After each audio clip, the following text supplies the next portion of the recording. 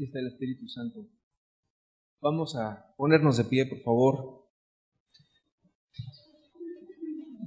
Vamos a implorar a Jesús su bendición. Estamos aquí porque es la voluntad de Dios.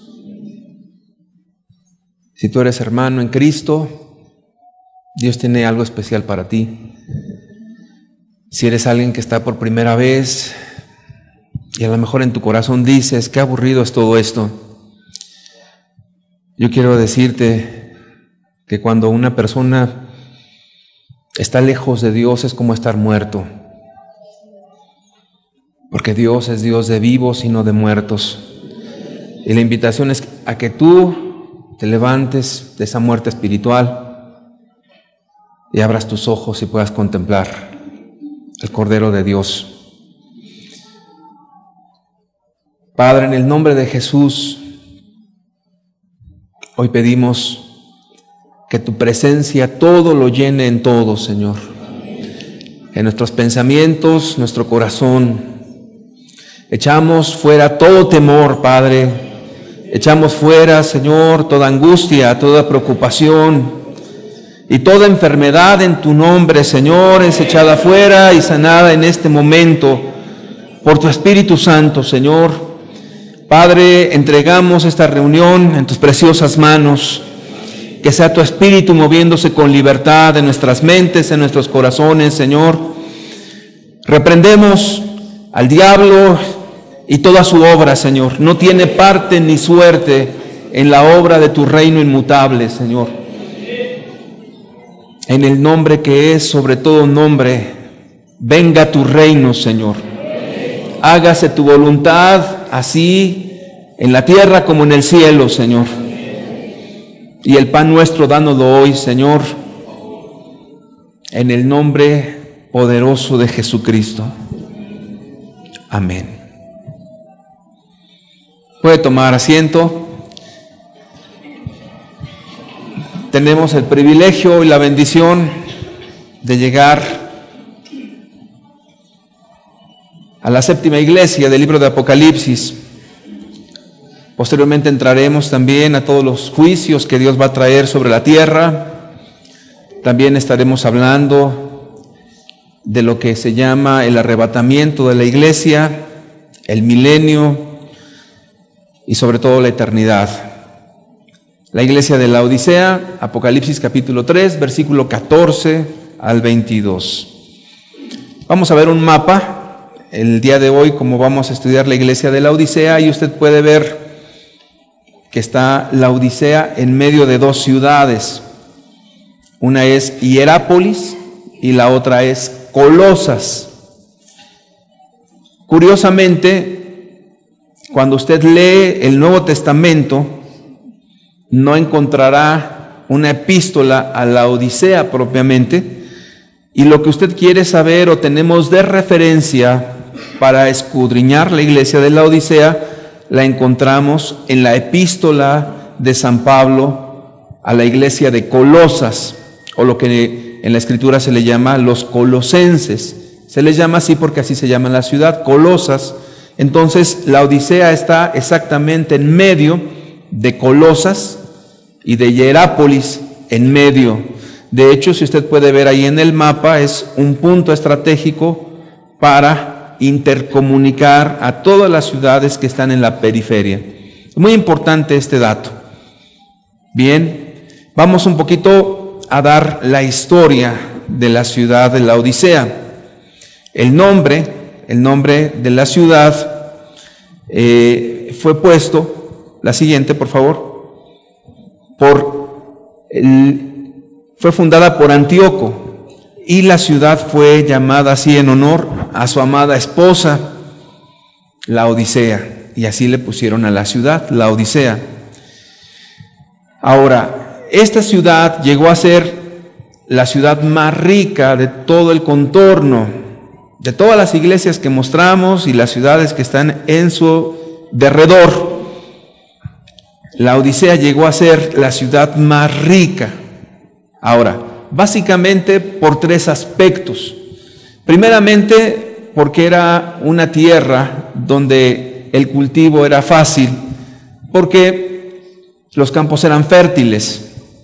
Me llama mucho la atención que en esta ciudad dicen históricamente que se hizo rica porque al tener muchos pastizales y mucha producción agrícola, se dedicaron también a la crianza de las ovejas, pero específicamente de las ovejas de color negro. Qué curioso, le voy a decir por qué. Al estar ellos criando ovejas en color negro, la lana en color negro era muy apreciada anteriormente. ¿Por qué? Porque de esa lana negra se hacían los mejores trajes para la nobleza y las personas que eran ricas. Entonces, quien usaba un traje de lana negra, ya en hombre, ya en mujer, era alguien que tenía muchísimo dinero. ¿Por qué? Porque en ninguna ciudad había ovejas todas negras. Es decir, conseguir lana negra era muy complicado. Entonces, en cualquier ciudad donde iban, tomaban una oveja negra, pero no les alcanzaba para hacer un traje. En esta ciudad se dedicaron a criar ovejas de color negro. Entonces, por eso dicen que esa industria creció de manera impresionante. Se pagaba mucho por la lana negra y a ellos se dedicaban los laodicenses. Otra característica era que ellos, al crecer económicamente, tuvieron los bancos más reconocidos de la zona. De hecho, dicen que la gente iba a guardar todo su dinero a la ciudad de Laodicea porque había bancos donde ganaban intereses. Y había otro aspecto interesante de la ciudad de Laodicea. Era un lugar donde las personas iban a curarse, porque tenía fama de que hacían un ungüento, y ese ungüento te servía para curarte los ojos y también los oídos. Entonces, en la rama médica no había otros como los de Laodicea. Entonces, si vemos esos tres aspectos, la rama médica, la agricultura y la ganadería y las cuestiones de la economía, ellos crecieron económicamente como ninguna ciudad, de tal manera que llegó a ser la más rica de todo lo que es esa zona de Asia Menor. Tan es así que dicen que en una ocasión, cuando fue destruida esta ciudad por un terremoto, no necesitaron ayuda económica de nadie. Con sus propios recursos volvieron a erigir y a levantar la ciudad. De esa magnitud eran las riquezas de Laodicea. Ya vimos que está formada por 3 ciudades, donde está Colosas y donde está también Hierápolis. Laodicea está exactamente en medio. Ahora, Laodicea era prácticamente quien alimentaba económicamente a una ciudad y a otra, y se beneficiaban esas ciudades. Era un centro económico muy fuerte. Ahora, teniendo ya claro un poquito de la historia, porque es muy interesante, pero nos llevaríamos mucho tiempo, vamos a la historia propiamente de la iglesia, de lo que a nosotros nos interesa. Porque el Espíritu Santo le habló a Juan en la isla de Patmos y escribió exactamente a esa iglesia. ¿Por qué no le escribió a Colosas, por ejemplo? ¿Por qué no le escribió a Corinto? Sino más bien le escribió a esta iglesia de Laodicea. Un dato interesante. Primeramente, cuando hablamos de la iglesia de Laodicea, estamos pensando que esta iglesia, al igual que las otras, fue establecida por el apóstol San Pablo. Pero todos los comentaristas, sin excepción alguna, creen que particularmente esta iglesia no fue fundada por San Pablo, sino más bien fue fundada por un discípulo de Pablo llamado Epafras. Ahora, si usted lee con atención las Escrituras, Pablo está mencionando de continuo a Epafras como colaborador suyo. Quiere decir que estando San Pablo en Colosas o en Laodicea, en Éfeso, estaba colaborando con otros discípulos, y Epafras se cree que fue quien levantó esta congregación en Laodicea. Muy importante ese dato. Y estamos hablando de un periodo histórico, hablando ya en lo espiritual, de los años 1900 hasta la época actual. Es decir, que es importante estudiar esta iglesia porque nos va a describir perfectamente lo que vamos a vivir de ahorita hasta que venga el Señor Jesucristo. Es muy importante. Entonces, bueno es poner atención en cada palabra que el Espíritu Santo ha puesto en las Escrituras. La siguiente, por favor. Ahí está un pasaje donde se habla de Epafras, Colosenses capítulo 1, versículos 7 y 8, donde nos dice: como lo habéis aprendido de Epafras, nuestro consiervo amado, que es un fiel ministro de Cristo para vosotros, quien también nos ha declarado vuestro amor en el Espíritu. Y esa carta a Colosas, Pablo dice que la lean ahí, en la iglesia de Colosas y también en la Odisea, y que después la carta que se envió a la Odisea sea leída con los colosenses, de tal manera que había una relación muy estrecha entre una iglesia y la otra. ¿Cuánta distancia había entre una iglesia y la otra? Dicen que solamente había 10 kilómetros, de tal manera que podía uno ir caminando de una ciudad a otra ciudad. Muy bien, a la siguiente. Aquí estamos viendo una foto donde está el ministro de Cultura de Turquía. El señor Urugrul visitó la ciudad de la Odisea. La Odisea se encuentra en Turquía actualmente. Este dato o esta foto que le estoy mostrando no es una foto antigua. De hecho, esta expedición o esta investigación es muy reciente. Estamos hablando del año 2011, es decir, 2 años atrás apenas, y están descubriendo las ruinas de la ciudad de la Odisea y de la iglesia concretamente de la Odisea. Vamos a ver la siguiente fotografía. Ahí encontraron un relieve con una menora o un candelabro judío, y hay una enseñanza muy profunda en ese relieve, que quiere decir que de la cuestión judía surge también la promesa del Mesías. Muy importante eso. La siguiente. Y ahí están los restos de lo que se cree fue la iglesia de la Odisea.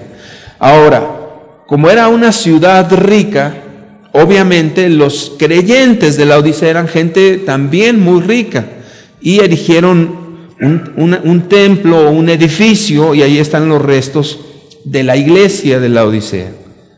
Qué interesante.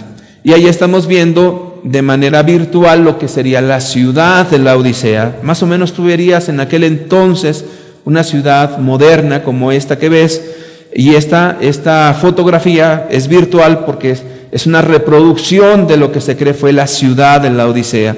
Era una ciudad, por decirlo así, de vanguardia, moderna, rica. Había bancos, había calles, había casas muy lujosas, la gente toda era rica, la mayoría. La siguiente. Ahí vemos ya las ruinas como se han levantado, y eso es lo que tú puedes ver actualmente de lo que es la Odisea, o de lo que fue la Odisea en sus tiempos de esplendor. Lo que le dice Jesús, o la descripción de Cristo a la iglesia, y aquí entramos en materia muy importante. Vamos a ver qué es lo que le dice Jesús a la iglesia en la Odisea. Tan importante porque esto describe los tiempos modernos. Y escribe al ángel de la iglesia en la Odisea: he aquí el Amén, el testigo fiel y verdadero, el principio de la creación de Dios, dice esto. Volvamos a leer esta parte. Y escribe al ángel de la iglesia en la Odisea: he aquí el Amén. Jesús se revela como el Amén, el testigo fiel y verdadero, el principio de la creación de Dios, dice esto. Vamos a estudiar esta porción. Es, por decirlo de alguna manera, una llave que nos abre pues prácticamente una visión tan importante de los tiempos finales. Primeramente, Jesús comienza a revelarse como el Amén. La palabra Amén es una palabra hebrea que no tiene traducción a otro idioma, es decir, cuando usted habla en la lengua inglesa, va a encontrar la palabra amén. Cuando están hablando alemán, va a encontrar la palabra amén. Cuando estamos en español, encontramos la palabra amén. Y quiere decir que es prácticamente una palabra que está en todos los idiomas, amén. Pero es muy interesante, te voy a decir por qué es muy interesante. Jesús se manifestó como el amén. ¿Por qué el amén? En la Biblia, cuando se habla del amén, se está refiriendo a algo primeramente que es verdadero y que es invariable. Muchas veces Jesús utilizó estas palabras: de cierto te digo que el que no nace de nuevo no puede entrar al reino de los cielos.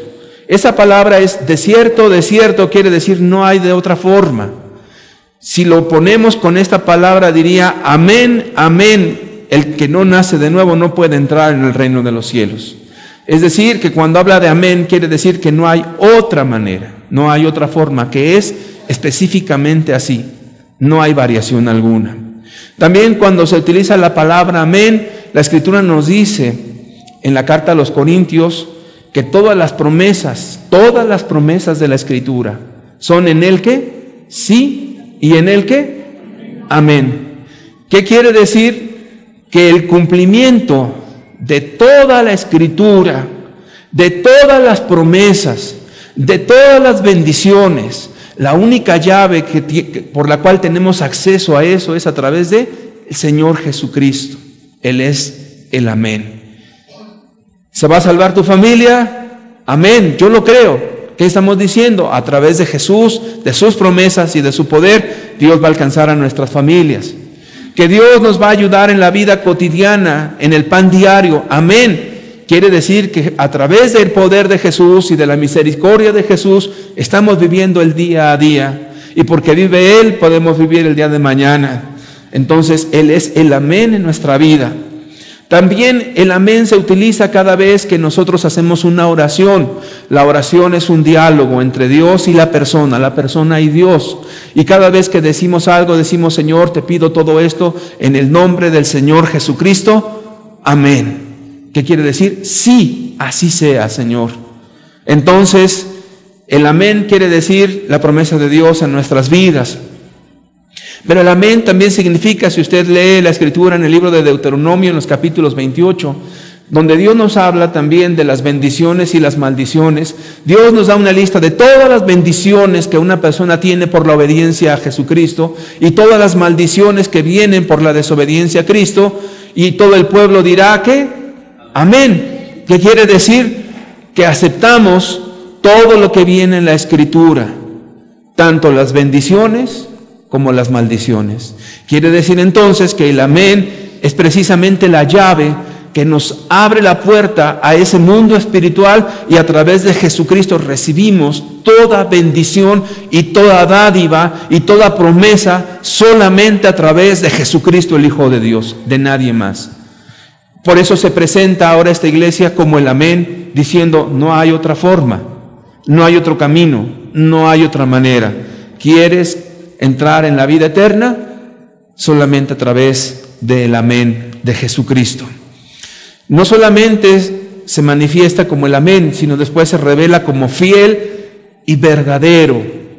Fiel y verdadero, o el testigo fiel y verdadero, significa que la fidelidad de Cristo es permanente, no cambia.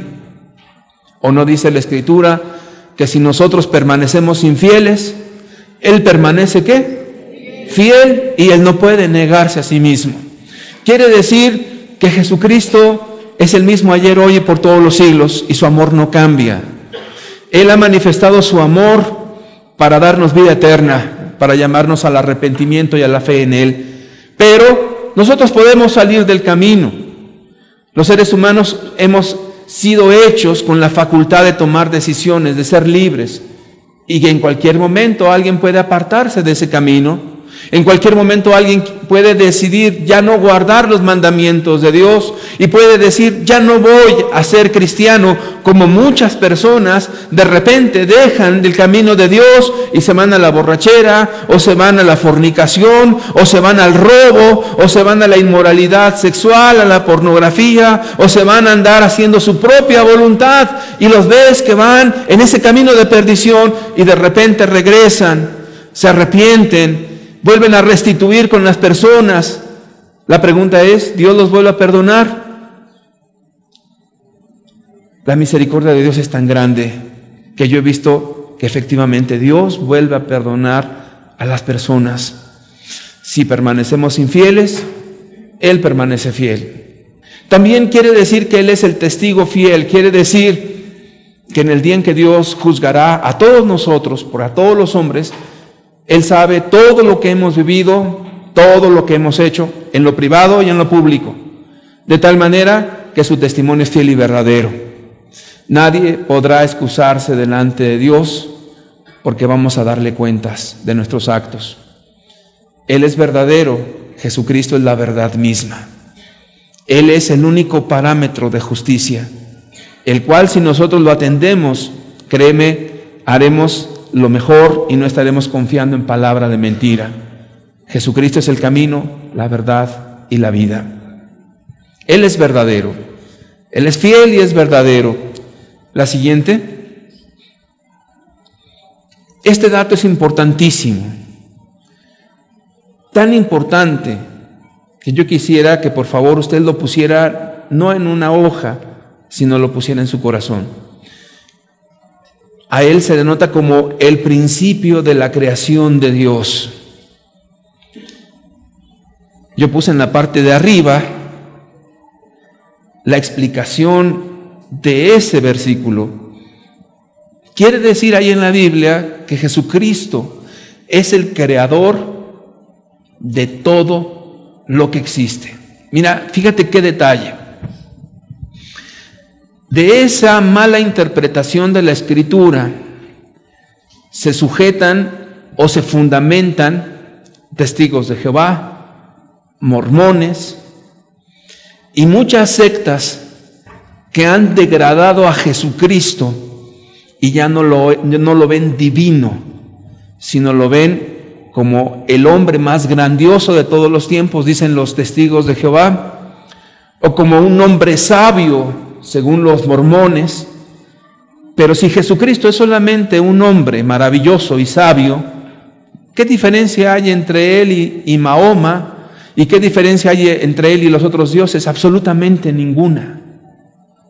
Porque entonces se ha denigrado a Jesucristo en calidad de hombre. La Biblia nos dice que Jesucristo es verdaderamente hombre, pero también verdaderamente Dios. La Biblia concuerda en que Jesucristo es Dios. Ahora alguien dice, es un detalle. No, no es un detalle. Porque si yo creo que Jesucristo es meramente hombre, pues entonces lo puedo hacer mi amigo de pachanga, mi amigo de mentiras, mi amigo en la corrupción, lo puedo hacer alguien a la imagen mía y me acompaña independientemente de la condición en la que ande, sea borracho, sea mentiroso, sea ladrón. Y entonces, al denigrar a Jesucristo, entonces ya perdimos completamente el rumbo de lo que la Escritura quiere que veamos. ¿Cómo quiere Dios, la Escritura, que contemplemos a Jesucristo? Como Dios. Y cuando yo oro a Jesús, yo me postro a Él, porque Él es Dios. Cuando yo me acerco a Jesús a orar, yo le estoy pidiendo porque Él tiene poder sobre todas las cosas, sobre el mar, sobre los vientos, sobre la enfermedad, sobre la vida, sobre la muerte, sobre todo. Entonces mi adoración y mi petición a Jesús será con temor reverente, porque Él es el Dios verdadero. Y cuando Jesús nos acercamos a Él como Dios verdadero, nuestra actitud hacia Él es de tanto respeto y reverencia que en nuestra vida se somete a Dios. Pero si Jesús es meramente degradado, como lo han hecho las religiones, entonces este va a ser una piedra de tropiezo hasta que venga el Señor Jesucristo. Con esto te vas a encontrar por todos lados. Jesucristo no es Dios. Cuando venga el testigo a tocar a tu puerta, Te va a decir, tú di lo que quieras y te va a hablar de todos los temas que tú quieras. Pero nada más hazle una pregunta, una sola. Y si esa sola pregunta, única, te la contesta, Jesucristo es Dios, no te la va a contestar jamás. Te va a decir que es cristiano, te va a decir que es el hombre más grandioso de todos los tiempos, te va a decir infinidad de barbaridades, pero va a evadir tu pregunta. Porque esta es una piedra angular. Jesucristo es Dios verdadero. Y este es el fundamento. Cuando Jesús venga por nosotros en las nubes, Él nos va a arrebatar. Y en un abrir y cerrar de ojos, dice la Escritura, seremos transformados. Eso solamente lo puede hacer Dios. Entonces, cuando se le pregunta a un testigo, a un mormón, ¿Jesucristo es Dios? Pregúntale a un judío eso. ¿Jesucristo es Dios? Es una pregunta que no te la va a contestar jamás.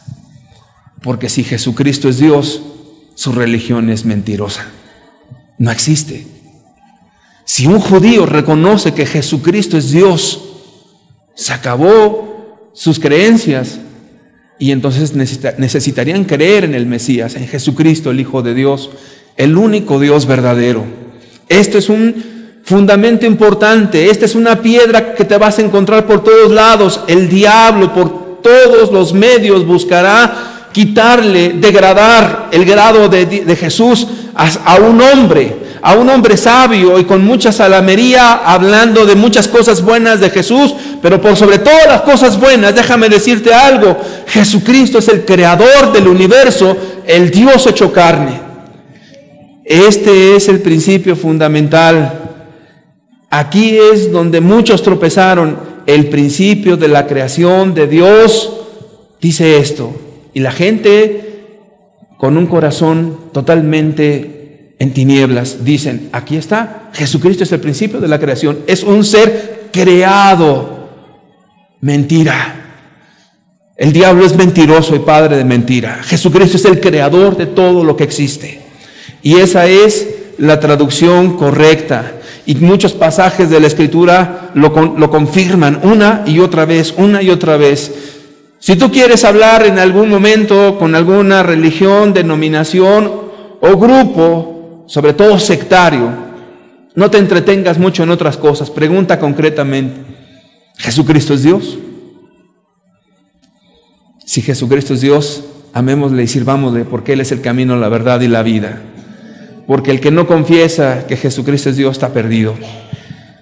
La siguiente: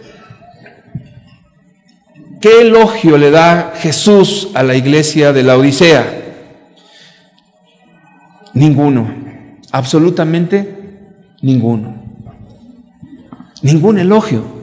A todas las iglesias les dijo: yo conozco tus obras, tu arduo trabajo, tu paciencia, tu amor, y que no toleras a los que se dicen ser apóstoles y no lo son, sino mentirosos. Pero aquí no le dice nada. Hay que ponernos a meditar un solo momento. A esta iglesia de los últimos tiempos, Jesús no le da ningún elogio.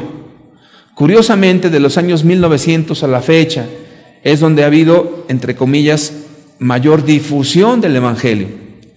Hay televangelistas en Estados Unidos y ya también por cable, que de mañana, tarde y noche están hablando de Dios. Mujeres evangelistas, mujeres pastoras, apóstoles, evangelistas, o se les llama también televangelistas. Se supone que en estos tiempos modernos la difusión del Evangelio es mucho mayor.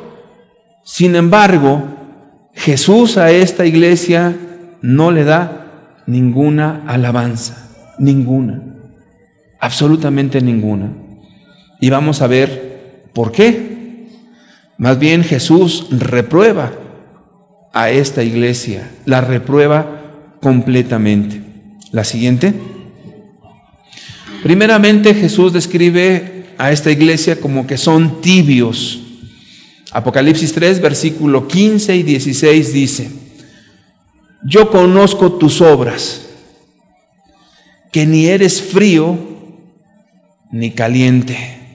Ojalá fueses frío o caliente, pero por cuanto eres tibio y no frío ni caliente, te vomitaré de mi boca. Quiero volver a leer esta porción de la Escritura. Yo conozco tus obras. ¿Cuáles?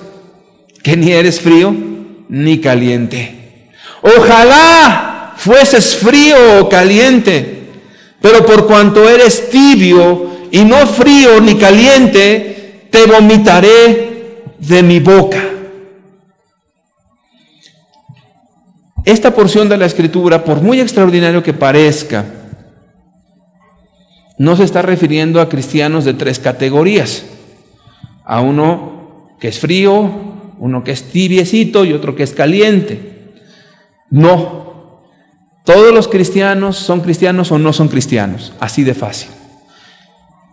Y los cristianos, todos los cristianos aman a Dios y dan fruto al 30, al 60 y al 100 por uno.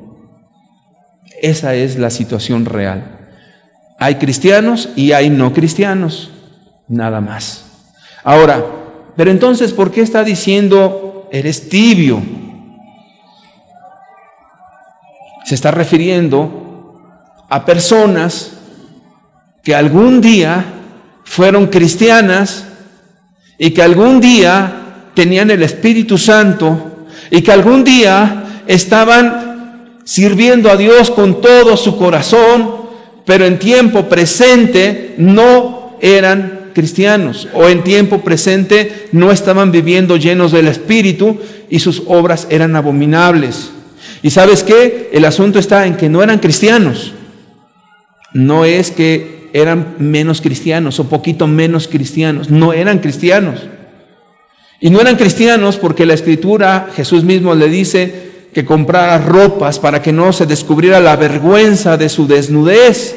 Recordemos que las ropas blancas son las acciones justas de los santos, que representa la santidad que obtenemos por medio del sacrificio de Jesucristo y que por su sangre fuimos lavados, que por su sangre nuestros pecados fueron perdonados. Y cuando andamos vestidos de ropas blancas, quiere decir que andamos en el Espíritu Santo y nuestra vida es recta por el poder del Espíritu que actúa en nosotros, por la misericordia de Dios, y que por eso estamos vestidos de ropas blancas. Pero a esta iglesia le dice, para que no se descubra la vergüenza de tu desnudez, no eran cristianos en tiempo presente. Ahora, fíjate nada más, sí se congregaban, sí cantaban alabanzas, sí hacían una profesión de fe, pero sus obras eran completamente otras. Entonces, no confundas jamás esto que dice la Escritura, porque cuando alguien dice, no, fíjate, tal hermano anda tibio, no, si le dices eso, ¿sabes qué le estás diciendo? Tal hermano es inconverso, no es cristiano, no tiene el Espíritu Santo. Entonces la tibieza no es un pequeño detallito de alguien que entonces ya le bajó un poquito a su vida cristiana. No es eso, no es eso, sino más bien que la persona ha dejado de amar a Dios, ya no lo tiene, se ha vuelto solamente como ese címbalo que retiñe o metal que resuena, pero no tiene vida. La vida está en Jesucristo. Entonces, esta condición no es una cuestión de estadios, frío, medio y caliente. No. El intermedio no es cristiano y el de abajo tampoco lo es. Pero entonces, ¿por qué dice, ojalá fueras frío? Porque la condición del de en medio, no porque sea mejor, yo diría que es la persona peor, en las peores condiciones.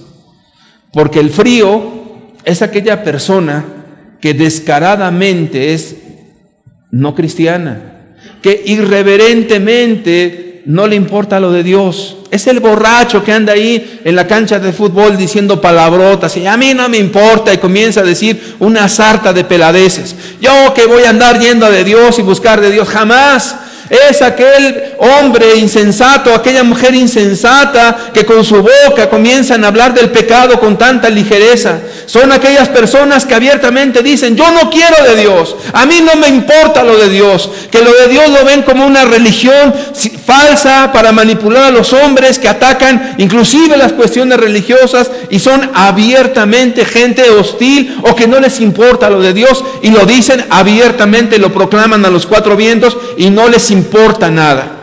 Esos son los fríos. Para esos hay una esperanza, porque están completamente embrutecidos en su pecado.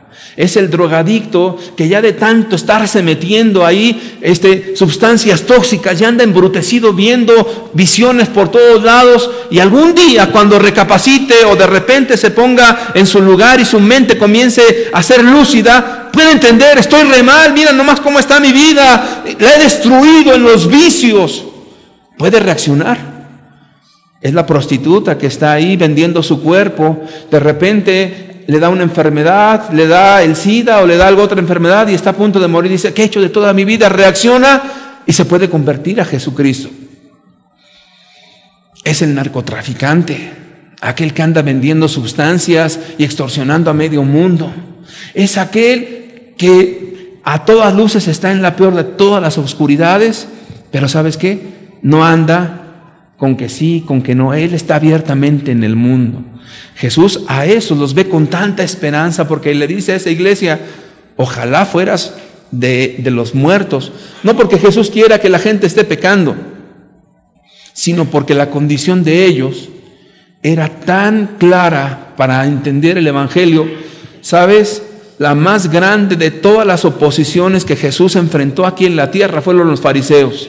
Siempre cuestionándolo, siempre estando en contra, siempre disminuyendo sus palabras, siempre haciendo tropezar a la gente. Y entonces Jesús en una ocasión dijo: ¡ay de ustedes, escribas y fariseos hipócritas!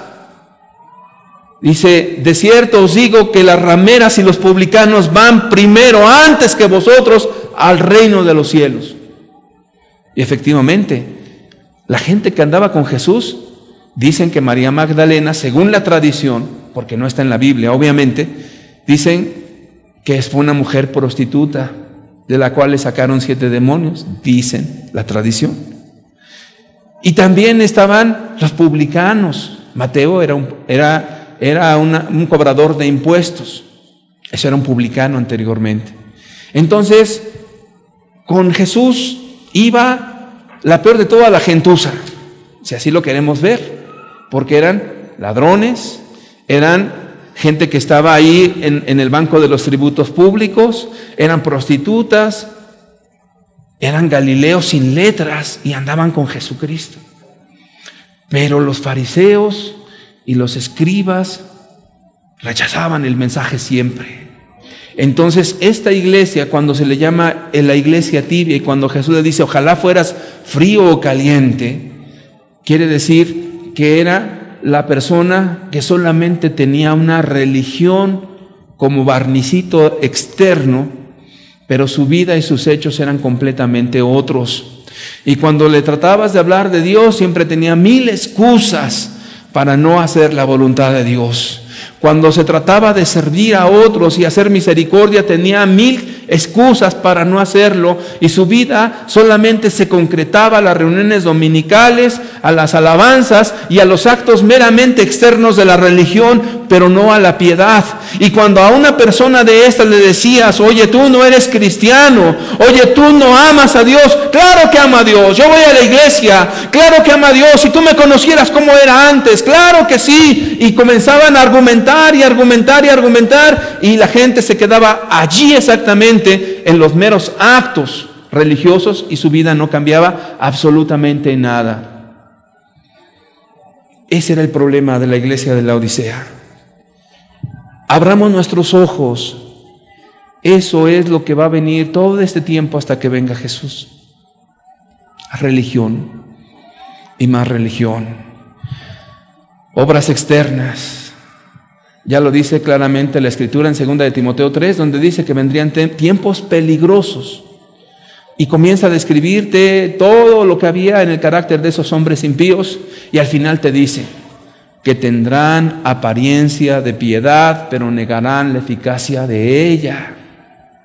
Pero el Espíritu dice claramente, ahí léalo usted en su casa, que en los postreros tiempos, esa escritura se concuerda perfectamente con lo que dice Apocalipsis de los tiempos finales. La gente iba a tener apariencia de piedad, pero negarían la eficacia de ella.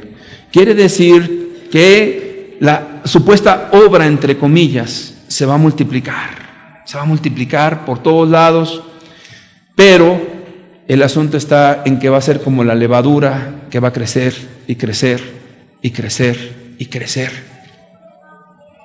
Pero ¿quién realmente conoce a Dios? Era precisamente a esta iglesia muerta, sin vida y que no era cristiana en tiempo presente. Algún tiempo lo fue, pero en ese momento no lo era. Y si las personas que tienen la doctrina de la famosa predestinación, una vez salvo, siempre salvo, se darán cuenta que el error doctrinal que manejan, tan fundamental, es veneno para el alma. ¿La siguiente? Estaban engañados respecto a sí mismos. Apocalipsis 3:17 nos dice, porque tú dices, Jesús le está hablando a la iglesia, porque tú dices, yo soy rico y me he enriquecido y de ninguna cosa tengo necesidad. Me voy a detener ahí.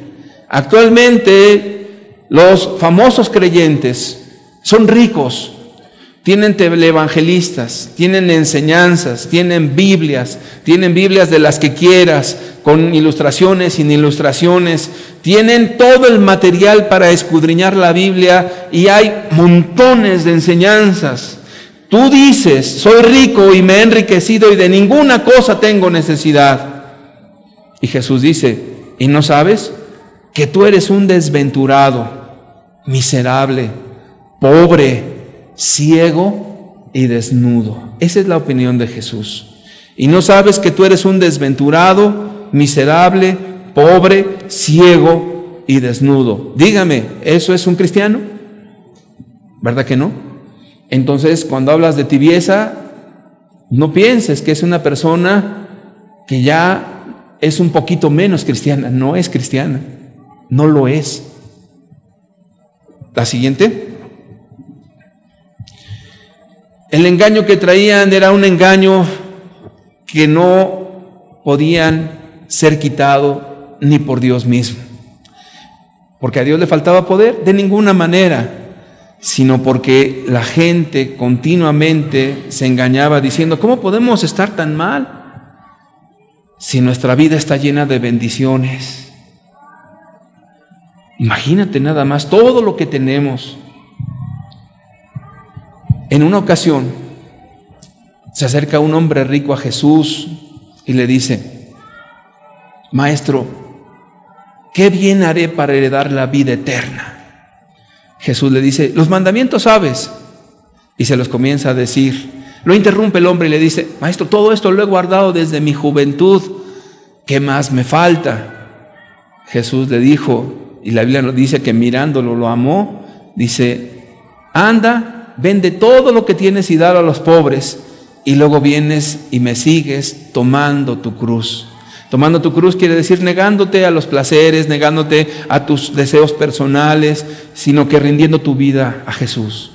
Entonces, dice la Escritura que este hombre se puso triste porque tenía muchas posesiones, muchos bienes, y se fue. Y entonces Jesús dijo que cuán difícil, fíjate, difícil que un hombre rico se salvara. Ahora bien, dijo difícil, no dijo imposible. Y Jesús puso una metáfora muy interesante. Dice, más fácil es que pase un camello por el ojo de una aguja que un rico se salve.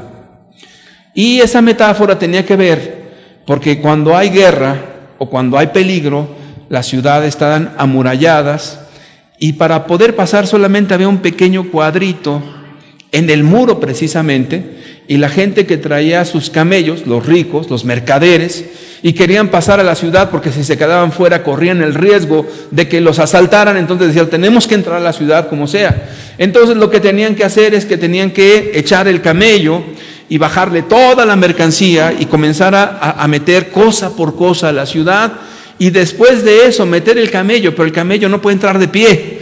Entonces prácticamente tenían que arrastrar el animal que pesa como 200 kilos y empezar a empujarlo y a empujarlo. Unos jalaban y otros empujaban. ¿Sabe qué? Era toda una labor, y cada vez de que alguien llegaba con mercancía decían: un rico llega y qué difícil es que pase. Milagrosamente, te digo, pasaban. Pero Jesús tomó esta metáfora y dijo: qué difícil es que un rico se salve.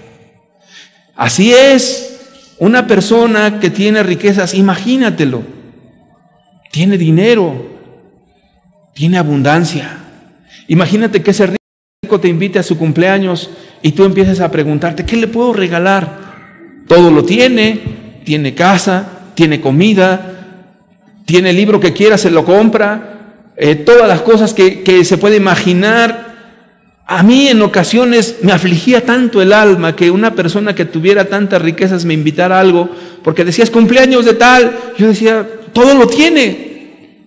Es más, si yo le llevara un regalo a mis posibilidades, a lo mejor se dice: por favor, yo me puedo comprar eso, y a lo mejor hasta se ofende. ¿Cómo me regalas a mí eso?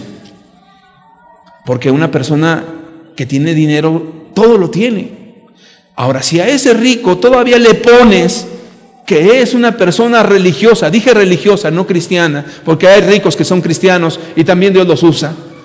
Si a ese rico le pones en una iglesia donde da sus buenas ofrendas y sus buenos diezmos, y los líderes de la religión le aplauden porque es el que da el mayor dinero, y les dicen: no, fíjate que los fulanos de tales dan 5,000 pesos mensuales o semanales de ofrendas a la iglesia. Ay, los líderes todos están ahí postraditos con él porque él es el que da el dinero. Entonces quiere decir que ese hombre tiene la indulgencia en la congregación y su opinión pesa mucho ahí, y ya tiene 30, 50 o 60 años siendo la persona más importante de esa congregación. Imagínate nada más, ¿cómo le puedes decir a ese señor: te vas a ir al infierno, no eres cristiano? Tú le dices eso y al que te corre a ti, el pastor, es a ti, por andar tocando la vaca gorda, por andar señalando al que da el dinero en la congregación, por andar señalando a aquel que su vida por fuera está bien, porque a él se le van a permitir muchas cosas. Qué difícil es que un rico se salve, y más si está en la religión. El asunto es que la iglesia de Laodicea todos eran ricos. Era una ciudad muy próspera. Todos tenían lo mejor. Seguramente llegaban y decían: no, pues ve nada más, mi traje de seda negra, mi traje de lana negra, de la mejor que producimos aquí. No, eso ya lo quisieran otros ricos. Mira nada más. Y aparte, los ministros echando lisonjas. Mira nada más qué templo tan grande y suntuoso hicimos. Vea nada más todo lo que hemos logrado con nuestros recursos. Y aquí están los banqueros, y aquí están los comerciantes y empresarios. Y esta congregación somos la gente más influyente de toda Asia. Jesús estaba viendo esa iglesia, le decía: tú eres un pobre, tú eres un desventurado, tú eres un ciego. No había absolutamente nada de piedad en ese lugar.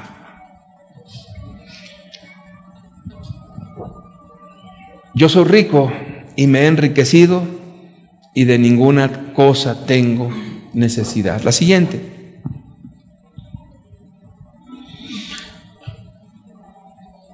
¿No se dan cuenta de lo que Jesús dijo en Juan capítulo 15, verso 5, que es: separados de mí, nada podemos hacer? Lo bueno es que toda la vida espiritual depende de Jesús. ¿Cuánto podemos dar a Jesús por la vida eterna? Dígame usted, ¿cuánto le podemos pagar? Aunque tú dieras tu riqueza y todo lo que has ganado en toda tu vida, tú no compras la salvación por nada. porque esa salvación se compró a precio de sangre, la sangre del Cordero perfecto, el Señor Jesucristo. Y la salvación es por gracia. Qué hermosa palabra, es gratis, pero Dios la da a quien Él quiere, y Él le ha dicho: el que se arrepienta y cree en mí. Entonces, qué hermoso es que Dios ha puesto una forma, Él es la puerta. Y Cristo les dice que para Él eran desventurados. La palabra desventurado es desafortunado. Hay una palabra más fuerte, desgraciado, o sea, sin gracia, sin la gracia de Dios, totalmente mal. Miserable tiene dos conceptos ahí, que era una persona que necesita ayuda económica, pero también un miserable es alguien que es mezquino, alguien avaro, alguien que solamente vive para sus propios intereses egoístas. Su vida está centrada en el yo, lo que yo quiero hacer, mi negocio, lo que yo quiero, y entonces se ponen como diosecillos. No, yo estoy haciendo esto. Y entonces comienzan a ver a los demás con desprecio. Sí, te sientes Dios porque tienes muchas cosas. ¿Cómo te ve Dios? Y a lo mejor alguien dice: no, yo no soy rico. Pero a lo mejor tu confianza es que hay gente que sí es cristiana en derredor tuyo y ora por ti. A lo mejor estás igual que estos que dicen: estamos en una iglesia y estamos recibiendo verdades muy importantes para nuestra vida espiritual. Jesús ve a la iglesia de la Odisea como desventurada, miserable, mezquina, avara, desafortunada. Luego dice la siguiente: pobre. Es una contradicción. Una iglesia inmensamente rica, pero también inmensamente pobre. A pesar de tener riquezas, los miembros de la iglesia eran pobres porque no conocían a Jesús. Lo habían bajado. La idea esta arriana, porque así se llamó Arrio, el que traía esta idea loca de que Jesucristo era un hombre solamente. Era un hombre, no es Dios, no es a quien nos debemos con toda reverencia y respeto. En Marcos 8:33 dice: porque ¿qué aprovechará al hombre si ganare todo el mundo y perdiere su alma? Y muchas personas no entienden este pasaje hasta el día de hoy, curiosamente, porque algunos dicen: bueno, ¿hay que trabajar o no hay que trabajar? ¿Hay que esforzarse por hacer bienes o no? Fíjate lo que dice el texto: ¿de qué aprovechará al hombre si ganare todo el mundo y perdiere su alma? ¿Quieres que lo diga más sencillo? ¿De qué te aprovecha tener todo si no tienes a Jesús? Pero si tienes a Jesús, aunque seas pobre, si tienes a Jesús, aunque seas rico, si tienes a Jesús, no importa en la condición que te encuentras, Él es la vida eterna, Él es la piedra preciosa, Él es el camino, Él es el todo. Qué hermoso. La siguiente: también a esta congregación Jesús les dijo que eran ciegos, y también paradójicamente hablando, vendían ungüentos para los ojos. Casi Jesús les decía: pues cómprate uno, pero para que puedas ver lo espiritual. Sí, era algo paradójico, era algo contradictorio. Vendías cosas o vendías gotitas para los ojos y vendías ungüentos para los ojos, pero estabas más ciego que nadie. Le decías al mundo: no, miren, yo vendo las gotas maravillosas, los ungüentos maravillosos para que la gente sea sanada de su vista. Y Jesús le dice: pues el más ciego eres tú. Aplícatelas para que puedas ver. ¿Pero ver qué? Ver tu propia condición espiritual. Ver para ti mismo. Ver delante de Dios cómo estás. Dice la Escritura que nos examinemos a vosotros mismos para ver si estamos en la fe. Que tengamos esa actitud de preguntarnos: ¿estamos bien con Dios? Bueno, es preguntarle a Jesús cómo nos ve Él. Estaban ciegos. La siguiente. Y aquí hay algo interesantísimo. estaban desnudos.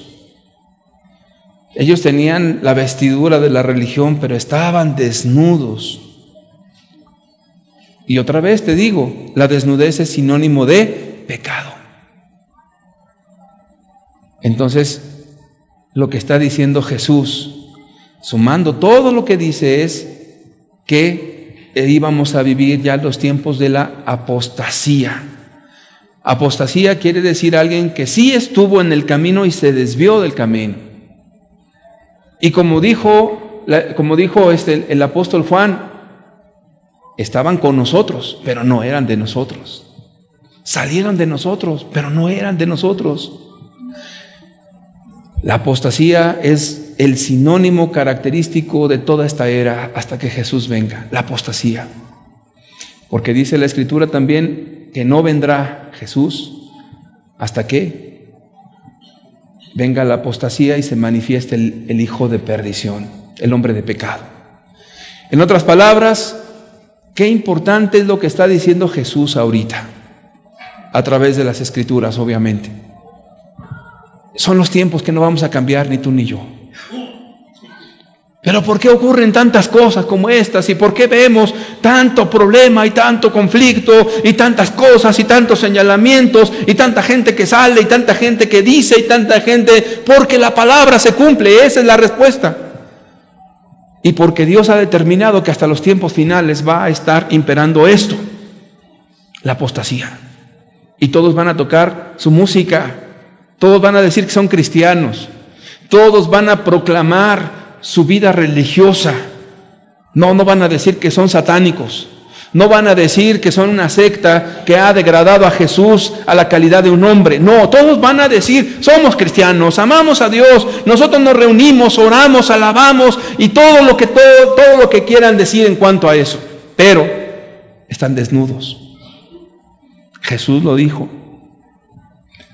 Jesús lo dijo con toda claridad. La siguiente.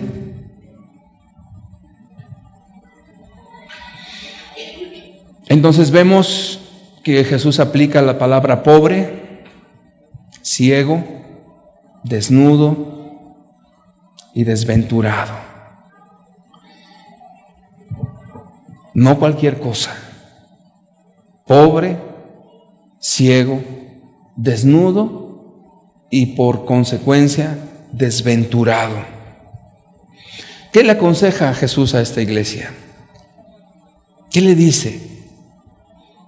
Apocalipsis 3, 18 y 19 dice, por tanto, la palabra por tanto concluyendo, Jesús les dice, yo te aconsejo, y como alguien sabiamente predicó una vez esto y dijo, ni siquiera le mandó, como se sentían ricos y se sentían intocables, Dios mismo les dice, mira, yo te doy un consejo, por si lo quieres tomar. No, Dios no les te mando, yo te aconsejo que de mí compres oro refinado en fuego para que seas rico, y vestiduras blancas para vestirte, y que no se descubra la vergüenza de tu desnudez, y unge tus ojos con colirio para que veas. Vamos a detenernos en este pasaje. Dios le da un consejo a esta multitud y a esta generación en la que estamos viviendo usted y yo. Comprar oro refinado en fuego. El oro refinado en fuego es el más puro, el más limpio, porque se calienta con mucha intensidad y se saca la escoria hasta que la imagen de Jesús se pueda mirar. Era lo que hacía el orfebre en ese crisol, donde calentaba y hervía el material y sacaba la escoria y volvía a hervir hasta que podía contemplar su rostro. Entonces Jesús lo que le estaba diciendo a esta gente, deja ya de estar confiando en tus riquezas, en tu religión vana, deja ya de estarte comparando con los demás, deja ya de estar viendo a todo mundo y todas las cosas. ¿Por qué no volteas a ver a Cristo y comienza a verte en el espejo de Él para que sea tu vida íntegra como la de Jesús? No como la de fulano, perengano, sutano. Nadie es el modelo a seguir sino Jesucristo. Todos los demás siempre nos falta algo. Si tú pones tu mira en las personas, siempre le encontrarás no, es que tal persona le falta eso. No, es que tal persona, mira, ya dejémonos de estas cosas. El único que está completo, perfecto y santo es Dios. Y Jesús, síguelo a Él y mírate siempre en ese espejo y dirás, Siempre verás muchas cosas hermosas en Él. Cuando tú ves a Jesús y ves tu vida que sufre y ves los sufrimientos de Cristo, dices, no, pues yo no he sufrido absolutamente nada. Si Jesús pasó eso, ¿por qué yo no voy a pasar esto? Y cuando ves que a Jesús lo traicionaron y vivió con Judas, y Judas le dio un beso y lo vendió por 30 piezas de plata, y Jesús lo amó, pues cada vez de que alguien te traicione, sigue amando, porque te estás viendo en el espejo de Jesús. Y cuando alguien dice, ¿cómo has sufrido en esta vida? Pues nada más ve a Jesús en la cruz cuando lo escupían y cuando lo estaban ultrajando y cuando le decían, a otro salvó y a sí mismo no se puede salvar. Si eres hijo de Dios, bájate de esa cruz. ¿Y qué dijo Cristo? Señor, perdónalos porque no saben lo que hacen. Cada vez de que sientas que la paciencia se te agota en tu familia, ve a Jesús y date cuenta que nos falta mucho. Y en ese espejo, que es el oro refinado en fuego, te darás cuenta que siempre nos falta algo más. Y eso es bueno, porque en lugar de estar viendo al compadre o al amigo o al compañero de una iglesia o a alguien, mira nada más, si ellos hacen esto, ¿por qué yo también no? ¿Sabes qué? Ese no es el modelo. Él no es el camino. Él no es el ejemplo a seguir. No justifiques tus acciones por un tercero. Mira a Jesucristo.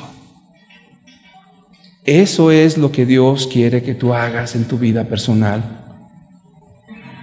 El oro refinado en fuego. Dice, yo te aconsejo que compres de mí, de Jesús, oro refinado en fuego.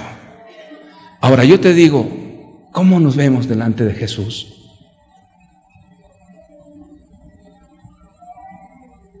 ¿Verdad que nos falta mucho? Y si no eres cristiano, amigo, no se ve nada de Jesús ahí. Es como si agarraras la piedra bruta del suelo y dijeras, no se ve nada. El oro tiene que pasar por el fuego para quitar la escoria hasta que sea plasmada la imagen del Hijo de Dios en tu vida y en la mía. De verdad te digo, cuánto necesitamos de Jesús. ¿Y las vestiduras blancas de qué habla? De nuestra pobre e inútil manera de alcanzar la eternidad por nuestros méritos propios. Cuando Adán y Eva pecó, ellos hicieron unos delantales con unas hierbitas o unas plantitas o unas hojitas y se escondieron de Dios. Imagínate qué absurdo. Son sus propias obras para poder calmar la conciencia. Amigo y amiga, la conciencia no se aplaca por obras. Si tú estás en alguna falta y porque sientes culpabilidad, entonces das dinero o haces alguna obra buena a tu familia, pero estás bien, con una conciencia bien culposa, eso no cubre absolutamente nada. Te ves tan absurdo y tan mal tomando esas hojitas de higuera o esas hojas cubriendo tu desnudez, porque oyes la voz de Dios e inmediatamente te escondes. Y entonces cuando Dios se acerca a tu vida, no hay cosa creada, no hay cosa que tú puedas esconder en la presencia de Dios, porque todo lo sabe el Señor Jesucristo. No podemos cubrir nuestras faltas con nuestras obras, no se puede, es imposible. ¿Quién podrá estar delante del Dios Altísimo? Solamente aquel a quien Jesús vistió con esas vestiduras blancas. Jesús nos emblanqueció con su sacrificio en la cruz, con su sangre. No hay otra manera. Podemos acercarnos hoy a Jesús porque Él nos perdonó, porque Él nos lavó con su sangre, no por nuestras buenas obras. Nuestras buenas obras, dice la Escritura, son como trapos de inmundicia. Solamente a través de Jesús. Y unge tus ojos con colirio para que veas. ¿Sabes? El colirio es el aceite que representa al Espíritu Santo. La Escritura dice que el Espíritu de Dios nos va a guiar. ¿A dónde? A toda verdad. Jesús dijo: he aquí yo estoy con vosotros todos los días hasta el fin del mundo. Quiere decir que yo me agarro a Jesús y todos los días va a estar conmigo. Aunque el cielo se caiga, aunque el mundo se despadace, aunque sienta que mi vida se va consumiendo como una vela, todos los días hasta el fin del mundo. Es lo único que puedo yo tomar. No hay otra forma. Es el Espíritu. No dice la Escritura, refiriéndose al derramamiento del Espíritu, que ya ninguno le dirá a su hermano: conoce al Señor tu Dios, porque todos me conocerán, refiriéndose a la obra del Espíritu. Y cuando una persona nace de nuevo, es llena del Espíritu de Dios, es llena del Espíritu Santo. La siguiente: yo reprendo y castigo a todos los que amo. Sé pues celoso y arrepiéntete. Sé pues celoso y arrepiéntete. Y aunque tú no lo creas, o yo creo que a lo mejor sí, todavía Jesús está tratando con todas las personas en apostasía y todavía les está llamando. Porque aquí te digo una cosa: Jesús viene pronto, muy pronto. Jesús viene pronto. Y a esa gente en la apostasía, Jesús la sigue llamando. Yo reprendo y castigo a todos los que amo. ¿Jesús ama a los que apostataron? ¿Qué crees que sí? Jesús amó al joven rico y mirándolo le amó y le dijo: vende todo lo que tienes, dale a los pobres y vienes y me sigues tomando tu cruz. El Espíritu seguirá tratando con las personas que se han apartado. El Espíritu seguirá tratando todavía con aquellos que ya no están en el camino, aunque eso no garantiza que regresen, aclaro, porque Dios les ha dado libertad de elección. Escoge pues, dice el libro de Deuteronomio, la vida para que vivas, el bien y la vida, el mal y la muerte. La decisión es de cada quien. La siguiente: por tanto, yo te aconsejo que de mí compres oro refinado en fuego. Ya lo vimos. La siguiente: Primera de Pedro 1:7, para que sometida a prueba vuestra fe, mucho más preciosa que el oro, el cual aunque perecedero se prueba con fuego, sea hallada en alabanza, gloria y honra. ¿Cuándo? Se ha manifestado Jesucristo. ¿Te das cuenta? Estamos viviendo los tiempos finales, estamos viviendo en este periodo. Y no quiere decir que esto represente al remanente de Dios, pero es el periodo que estamos viviendo. La siguiente: Isaías 55, verso 1 nos dice: a todos los sedientos, venid a las aguas. Y a los que no tienen dinero, venid, comprad y comed. Venid, comprad sin dinero y sin precio vino y leche. La salvación es por gracia y el Espíritu sigue llamando todavía, antes que la puerta se cierre. Las vestiduras blancas, Isaías 61, verso 10 nos dice: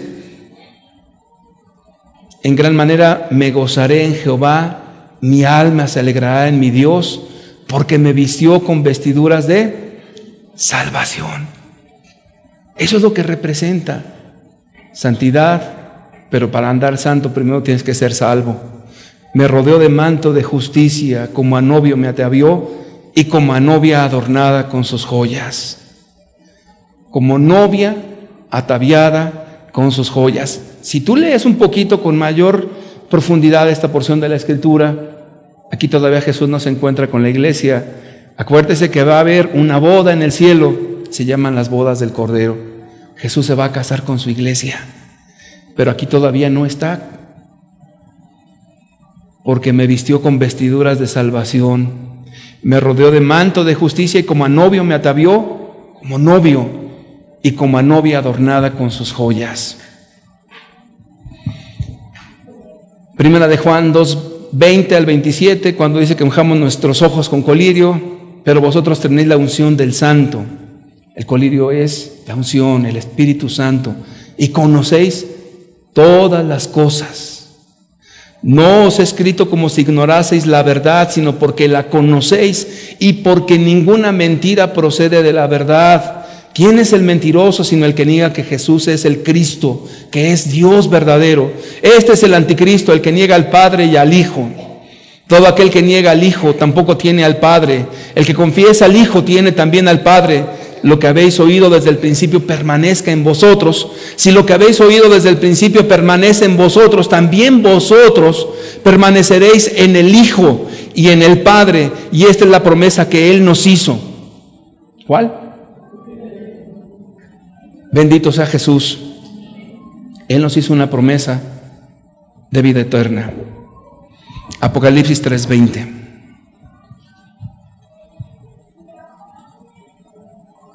Un dato muy importante. Apocalipsis 3:20 dice: He aquí yo estoy a la puerta y llamo. Si alguno oye mi voz y abre la puerta, entraré a él y cenaré con él y él conmigo. De repente, en esta porción de la Biblia que estamos estudiando, Jesús hace un cambio. Hay algo importante. No toda la iglesia apóstata va a recibir el llamado del Espíritu. Entonces, a estas alturas, Jesús comienza a tocar la puerta a individuos, personas. Ya no son grupos, personas. Y empieza a tocar. He aquí yo estoy a la puerta. La puerta es el corazón. La Escritura dice que sobre toda cosa guardada, guarda tu corazón porque de él mana la vida. He aquí yo estoy a la puerta. Y si está a la puerta, quiere decir que está afuera. ¿Estamos de acuerdo? Quiere decir que la persona no tiene a Dios. Puede ser al ministro inconverso, al líder inconverso, al cristiano inconverso, a la gente inconversa. Le está diciendo: yo estoy a la puerta. Si alguno oye la voz del Espíritu Santo y abre esa puerta, dice, entraré ¿a dónde? A la persona y cenaré con él y él conmigo. Fíjate, escucha las palabras del Espíritu. ¿Por qué no dijo voy a almorzar contigo? ¿Por qué no dijo voy a comer contigo? Sino dijo voy a cenar con él. Y la Escritura nos dice: he aquí yo vengo como ladrón. ¿A qué hora? En la noche. ¿A qué hora se cena? En la noche. Estamos ya al final. Entraré a él y cenaré con él y él conmigo. Todavía es el último llamado del Espíritu para sacar a sus escogidos. En los tiempos de la noche, Jesús viene como ladrón en la noche y ya le está diciendo a estas alturas: arregla tu vida, arregla tu vida. Jesús viene. Ya no es tiempo de otras cosas. Arregla tu vida. Lo que estaremos viendo más adelante son los juicios de Dios en la tierra. A algunos nos tocará verlos. Y probablemente en algunos podamos perecer tú y yo. Pero eso no es lo importante. Lo importante es Jesús. Jesús ya se refiere a personas.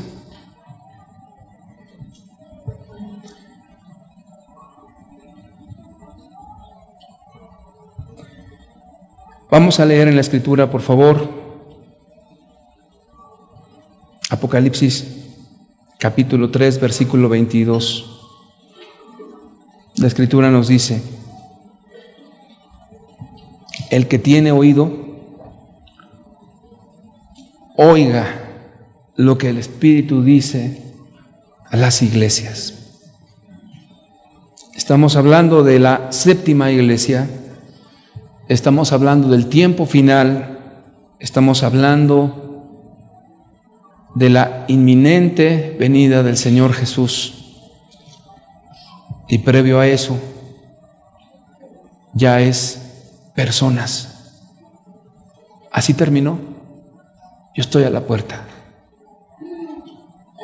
buscando personas. Si alguno oye la voz del Espíritu, termina ese ciclo de las iglesias. Y este es el mensaje de Dios para su pueblo. Lo que viene es el mensaje de Dios para el mundo entero. Si tú no tienes esto, de lo que acabamos de hablar a lo largo de este periodo de las 7 iglesias de Asia Menor, es tiempo que busques a Dios y te arregles con Dios. Viene el tiempo final y también viene el anticristo, y esa es una verdad que está en la Escritura. Y también se va a hablar de eso con toda claridad. Pero ahorita Dios está hablando a nosotros. No nos está engrosando intelectualmente nuestro conocimiento. Está hablando a nuestro corazón. Yo quiero pedir que cierres tus ojos.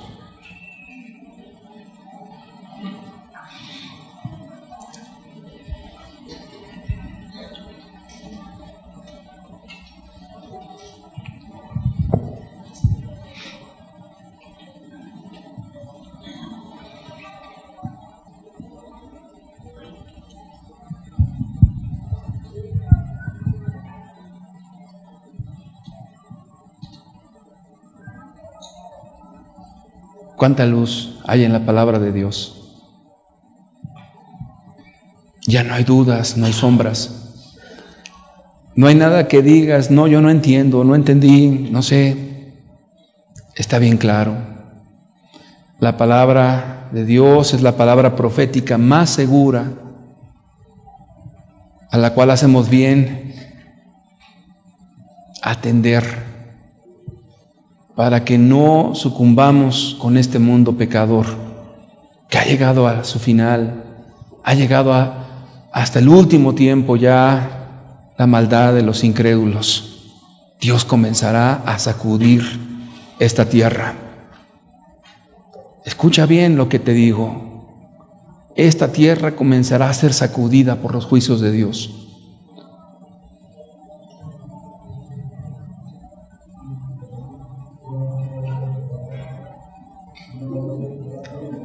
No se trata de estar en un grupo religioso y de ser parte de una lista de miembros, como falsamente han hecho creer a mucha gente. Es que vivas para Dios, que tengas una vida escondida en Cristo, que lo ames a Él, que arregles tu vida delante de Cristo Jesús.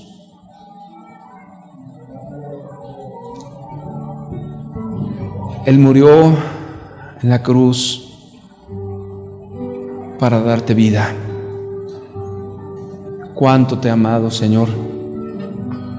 Cuánto nos ha amado el Jesús, el Señor Jesucristo, el Mesías.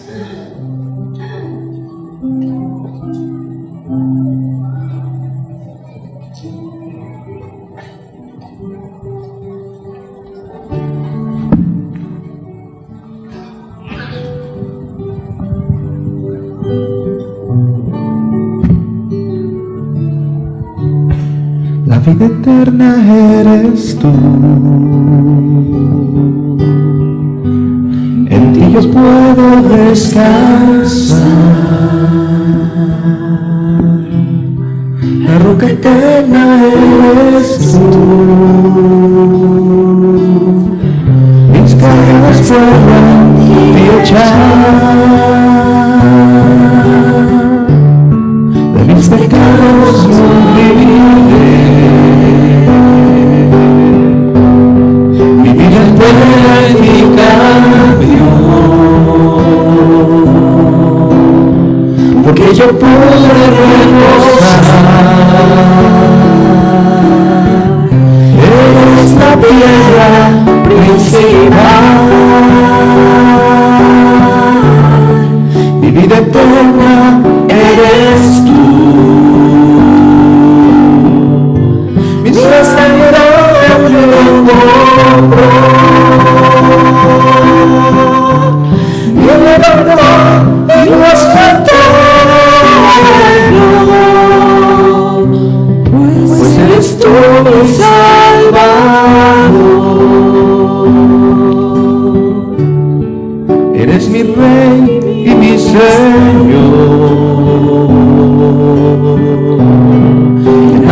más puedo confiar. Ya muchas veces intenté de otra forma descansar, pero tu espíritu me dio el testimonio de la verdad.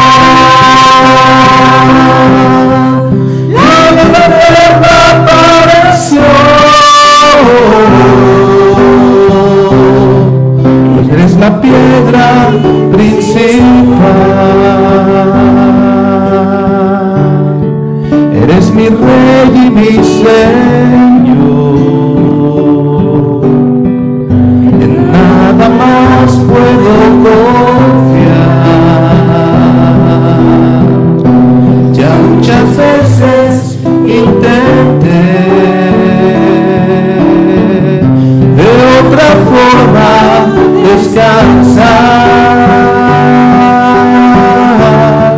pero tu espíritu me dio el testimonio de la verdad. La vida eterna apareció y eres la piedra principal.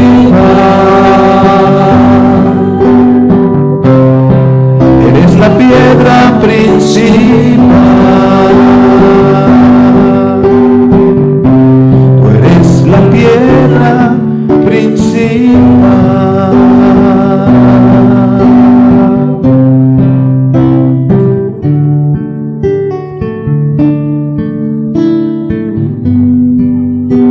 Tú eres esa arca de salvación, Señor.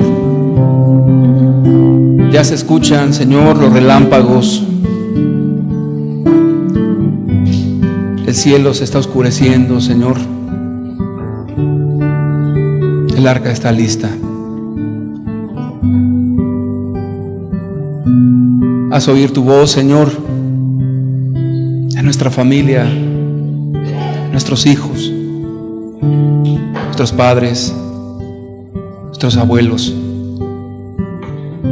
y todo aquel a quien tú llames, Señor. Haz oír tu voz, Señor.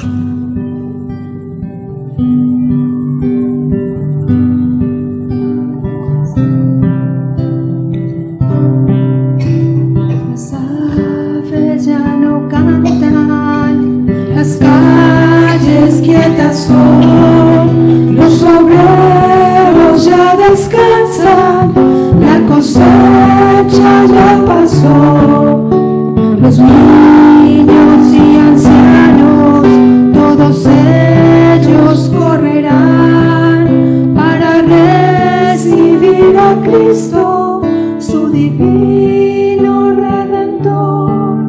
El Rey ya viene, el Rey ya viene, sonará la gran trompeta y su rostro le veré. El Rey ya viene, el Rey ya viene, Jesucristo viene por mí.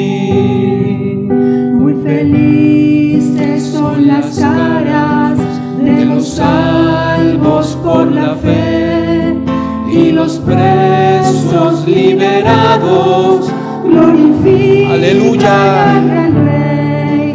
Los que sufren, los que lloran, todo ello acabará. Todo, Señor. Los enfermos son sanados. Aleluya. Todos cantan al Señor. El Rey ya viene, el Rey ya viene, sonará la gran trompeta y su rostro le veré. El Rey ya viene, el Rey ya viene, Jesucristo viene.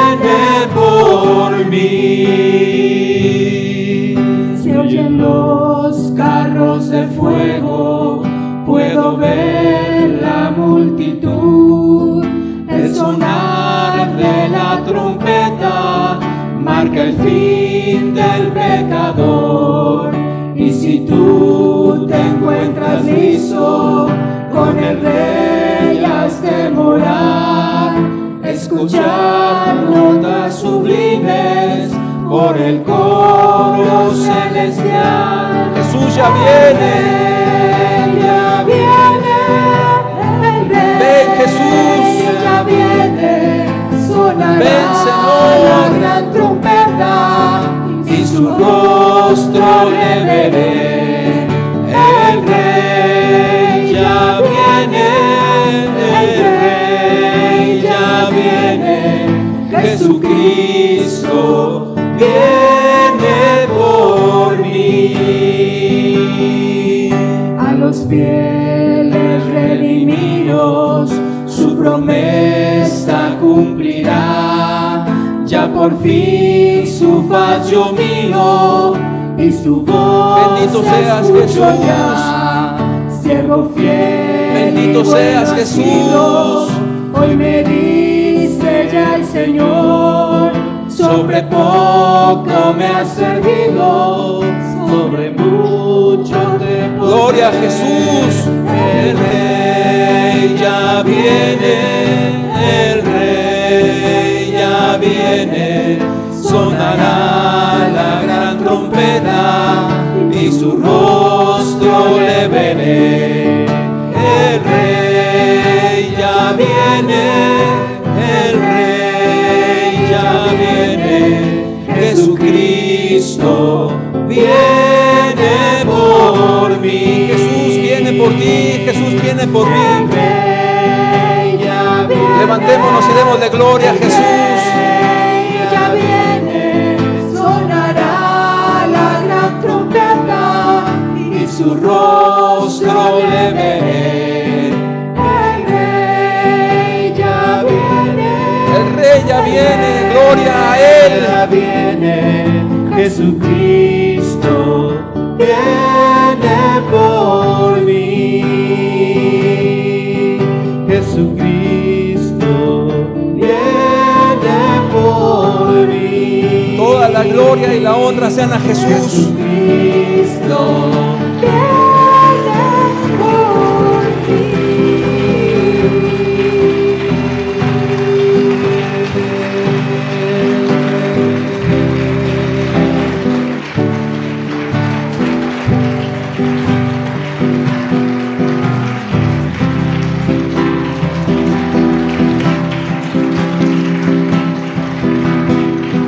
Esperamos tu pronta venida, Señor.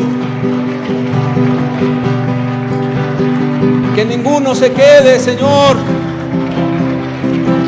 Que la obra de tu Espíritu, Señor, se avive en todo el mundo, Jesús. Que tu Espíritu sople, Señor, de los 4 puntos cardinales de la tierra, Señor. Aviva tu obra, Dios. Derrama tu Espíritu, Señor.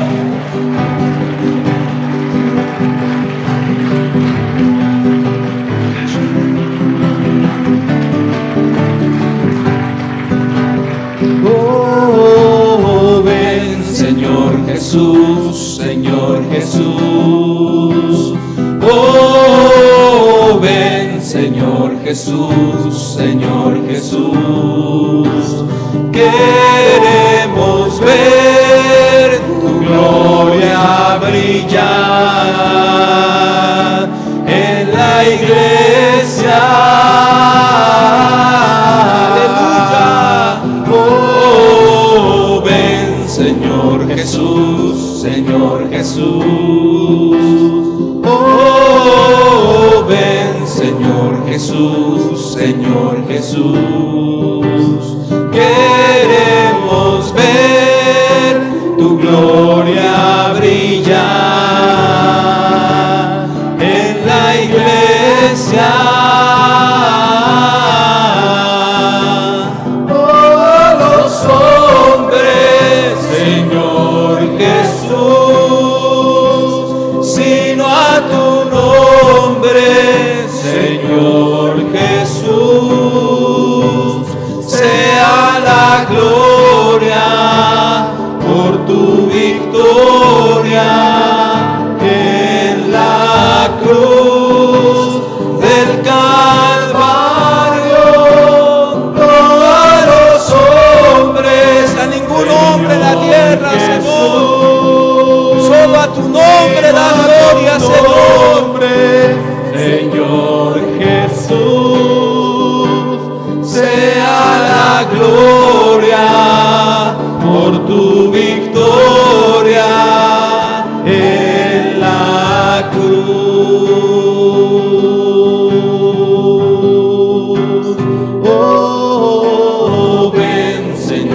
Jesús, Señor Jesús. Oh, ven, Señor Jesús, Señor Jesús. Queremos ver tu gloria brillar en la iglesia. No a los hombres, Señor Jesús, sino a tu nombre, Señor Jesús. Sea la gloria por tu victoria en la cruz del Calvario. No a los hombres, Señor Jesús, sino a tu nombre, Señor Jesús. Sea la gloria por tu victoria en la cruz.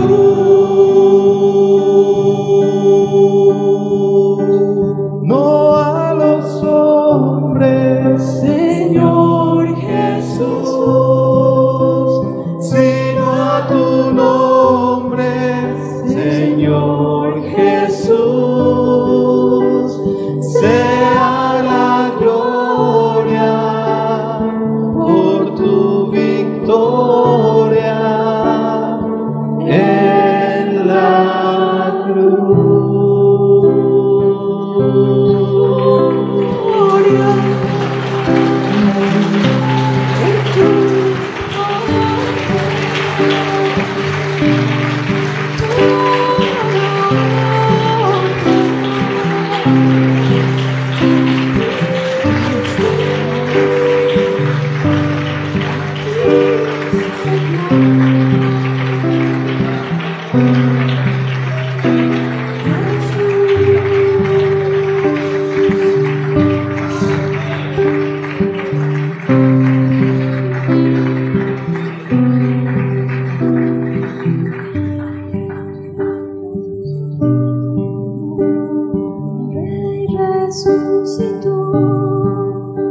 Su gloria nos dejó y pronto volverá, y pronto volverá. Rey resucitó, su gloria nos dejó y pronto volverá.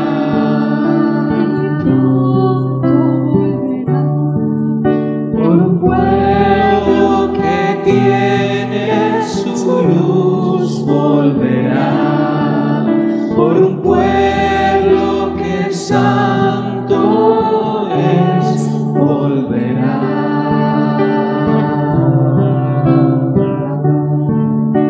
El Rey resucitó, su gloria nos dejó y pronto volverá.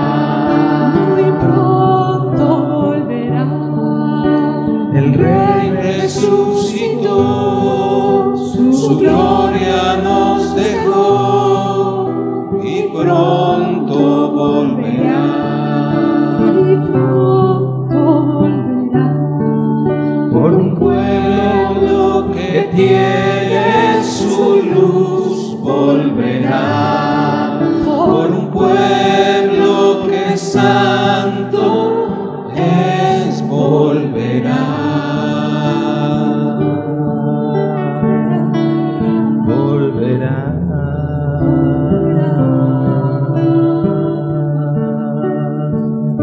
Él volverá.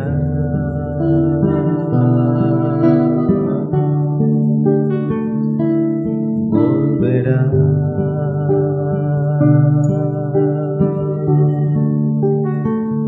Él volverá.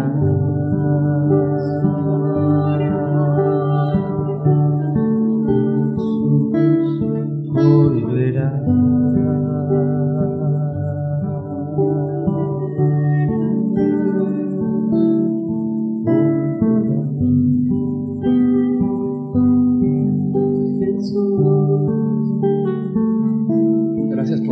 palabra, Señor. ¿A quién iremos, Señor? Si solo tú tienes palabras de vida eterna, Señor. Guíanos a toda verdad, Señor. Danos de tu Espíritu cada vez más, Señor. Déjanos ver la obra de tu Espíritu, Señor, en medio de nosotros, Señor. Tu palabra es verdad, Señor. Los cielos y la tierra pasarán, pero tus palabras no pasarán, Señor. Hoy nuestro corazón, Señor, reconoce tu grandeza, tu poderío, pero también tu amor y tu compasión hacia nosotros, Señor. Que esa puerta abierta, Señor, siga así hasta que se complete el número de los escogidos, Señor. En el nombre de Jesús. Amén.